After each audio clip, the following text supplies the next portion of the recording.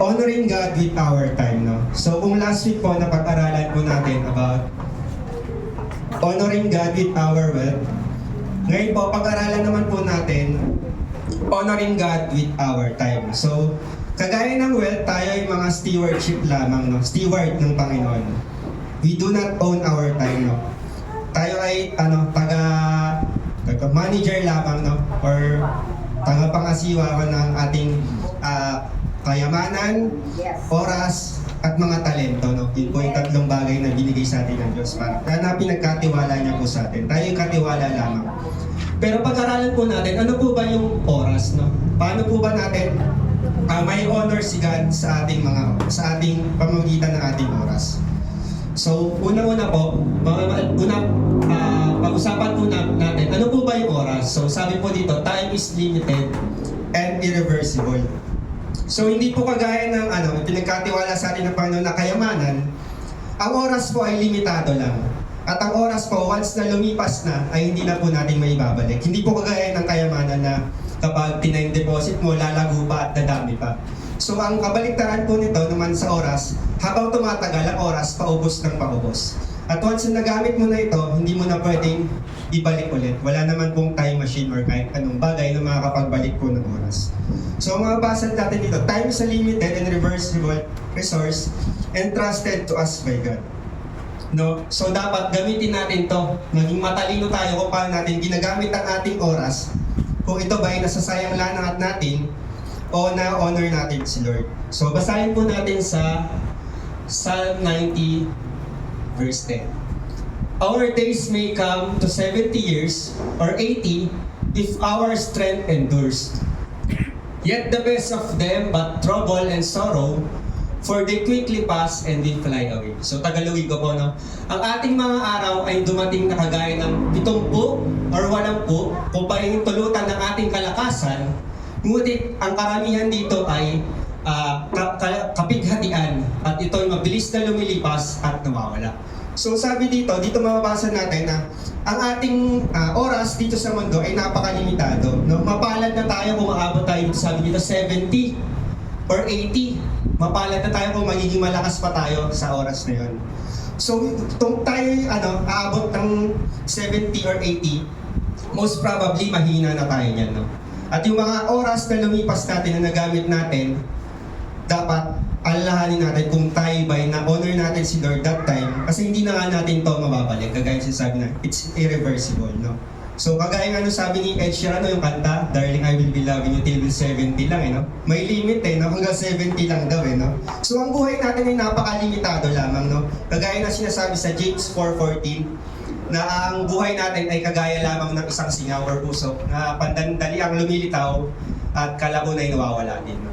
Yun yung sinasabi ng James. So, napaka-limited ng ating time, no? So, sabi ng mga awit, tuloy natin sa verse 12. Ayan. Teach us to number our days that we may gain a heart of wisdom. No? Sabihin na po natin sa katabi natin, wisdom. Wisdom, no? Sabi dito ng mga awit, no? Turuan nyo kami na bilangin ang aming mga araw nang kasagay magkaroon kami ng puso ng katalinuhan, no? So, bakit kaya sinabi dito ng mga awit na mga araw at hindi mga taon, no? So may bibigay lang po sa basic math lang naman po to, no? So sabi po dito, sabi po kanina, di ba, 70 years. Sa isang taon, ilang araw po meron? 365, yan po. Kung ikaw po ay mamubuhay sa mundo ng 70 years, meron ka lamang 25,550 days. Po 70 ka. So ako ngayon, nabuhay na ako, 30 years old na po ako. So, 365 times 30, nabuhay na po ako ng 10,950 days. No? At yung natitira na lang sa aking araw, kung aabot pa ako ng 70, kung God's will po, no? 14,600 days. So, marami po ba yun or konti? Kung papansinin po natin, napaka-konti po niyan dahil napakabilis po ng oras.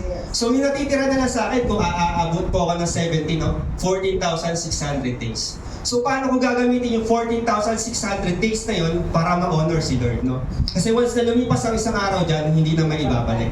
Once na nasaktan natin si Lord, all we can do is ask for forgiveness, no? Kapag na-dishonor natin si Lord, dahil hindi kagaya ng kayamanan na pag nawala mo, pwede mo pa mabawi ulit. Ang oras hindi na po, no?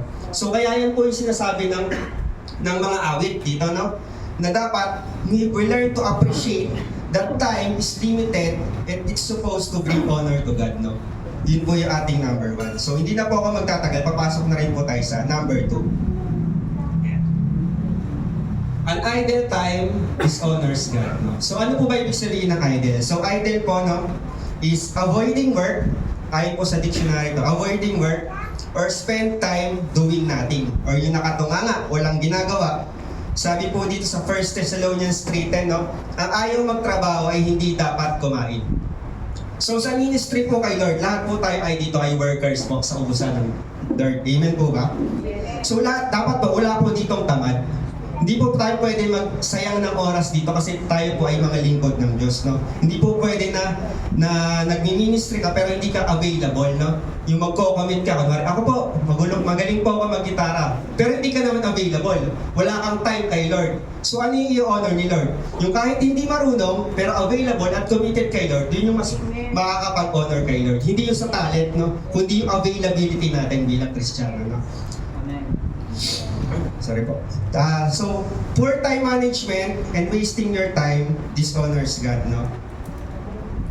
Lagi na lang, sinasabi ng yung mga taong busy, no? Lord, wala akong time. So, technically, hindi po totoo yun. Kasi pag wala kang time, ibig sabihin, patay ka na, no? So, paano pag si Lord na nawalan sa atin ng time, no? Kadalasan yung mga tao, hihingi or lalapit lang kay Lord, no? Kapag may kailangan, no? So, ang tawag nila, Panginoon, hindi na Panginoon, no? Ginagawa nilang kapag worst na nang nangyari sa kanila, doon lang lalapit kay Lord, doon lang magkakatime kay Lord. Pag sandamakmak na yung problema, sandamakmak na yung sakit, doon lang lalapit kay Lord, no? Bilang tayo mga Kristiyano, hindi tayo dapat ganoon. Hindi dapat natin ginagawang gamot si Lord, no? Kung kailan may sakit lang, tsaka lang lalapit or hindi. Dapat ginagawa natin vitamins, no? Everyday, no? Para protektado tayo sa mga sakit or anumang mga tukso na ibibigay ng kalaban, no? Dapat meron tayong quality time kay Lord, no? So may yung may mga time, may bebe time, diba? May time sa jowa, pero kay Lord wala, no? May mga time na mag-share ng kung ano-ano sa Facebook or kung ano-anong kalokohan, pero pag mag-share ng Word of God, wala. So it's not about wala akong time, but it's about priority. Kung ano yung pinaprioritize mo, yun yung nandun yung puso mo at doon mo nilalaan yung oras mo. Kagaya nung sa where your treasure is, there your heart will be also. Ganun din, kung saan mo ini-spend yung time mo, ibig sabihin, nandun din yung puso mo. No? Amen. Kung ano yung lagi mong pinaglalaanan ng oras, ibig sabihin, doon yung mas pinapaboran or pinapriority mo. So, doon na napasok yung ating number 3. Ayan, basahin ko po muna sa Proverbs 6 verse 6 to 8. Go to the ant, you sluggard, consider its ways and be wise. It has no commander, no overseer or ruler, yet it stores provision in summer and gather its food, no? So ano po ba yung langgam? Di ba mapapansin po natin yung langgam pag tag-araw, may kita po natin kung saan gumagapang po yan at nag-iipon ng pagkain.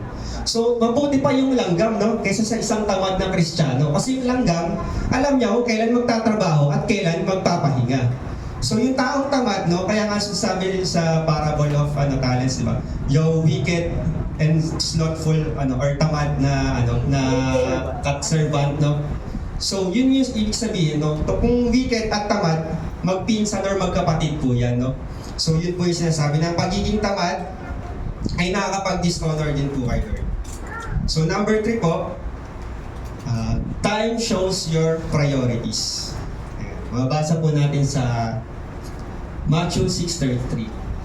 But seek ye first the kingdom of God and His righteousness, and all these things shall be added unto you. No? So sabi dito, seek ye first the kingdom of God and His righteousness. No? So yun po yung dapat nating priority or dapat binibigyan natin ng time. Gagaya po nito, Sunday.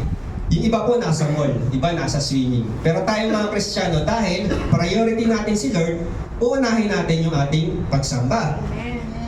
So may illustration po ako, may isa pong mayaman na tao. Meron po siyang 7 piso. Nung araw po, yung 7 piso ay napakalaking halaga nito. So may nakita po siyang isang pulube. Yung pulube, syempre namamalimos, pulube po. So namamalimos yung pulube, naawa siya. Sabi niya, binunot niya yung pita, kaya sabi niya, meron naman akong 7 piso dito.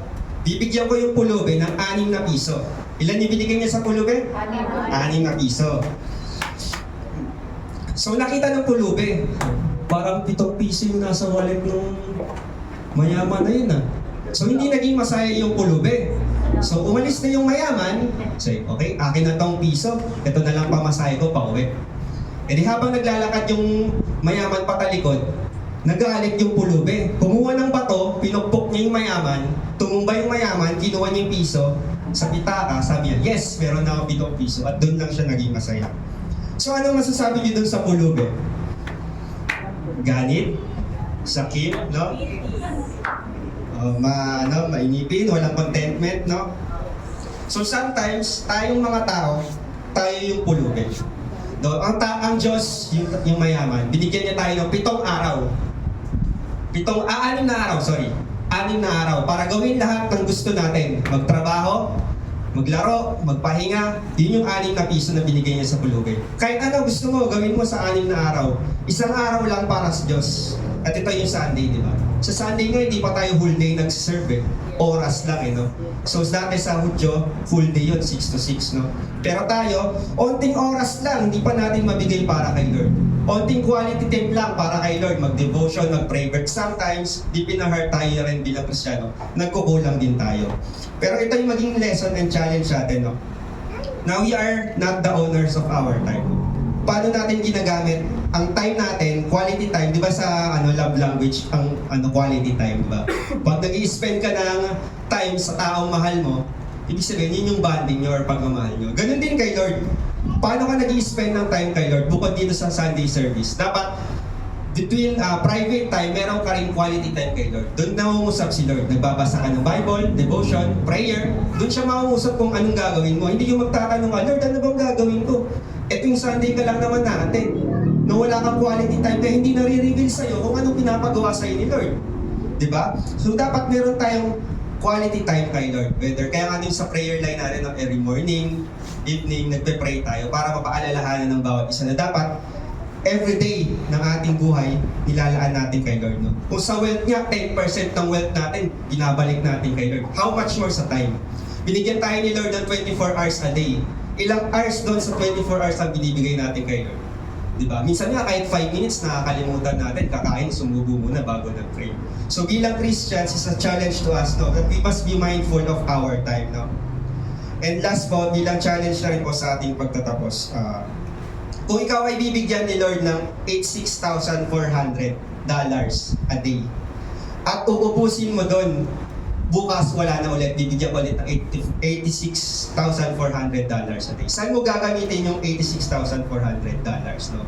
So iba sasabihin, maglalaro, magmamasyal, no? Bibili ng kung ano-anong bagay. So sa pera po yun, no? But each of every one of us is given by God 86,400 seconds a day. Unlike dun sa katiwala ng parable of talents, yung iba binigyan niya ng 5, iba binigyan ng 2, iba binigyan niya ng 1, lahat tayo binigyan ng Diyos ng 24 hours a day. Pantay-pantay po tayo. So it is our duty or our management ng ating oras. Kaya katiwala tayo. Kung paano natin ginugugol itong 24 hours na to sa isang araw, kung minsan nakapag-honor ba tayo or dishonor kay Lord. So yun lamang po ay paalala. Lahat po tayo mayroong 86,400 seconds na binibigay ni Lord kada araw. At pag nagastos na po natin ito, bibigyan ulit tayo ng 86,400 seconds na Diyos. Kinabukasan, panibago na naman, na hindi mo na may babalik. So how you bring honor to God using your time, no? Kagaya rin po yan ng ating wealth and talent, no? It's about time lang po na ito po hindi na naibabalik. So yun nga lang po ang ating pagtatapos is honoring God with our time. Yun nga po dapat po natin, pinapahalaga natin si Lord kung paano natin sinasayang or sinusunog yung oras o binibigyan natin ng karangalan ng ating Diyos sa pamagitan ng oras. Yun lamang po, to God all be the glory.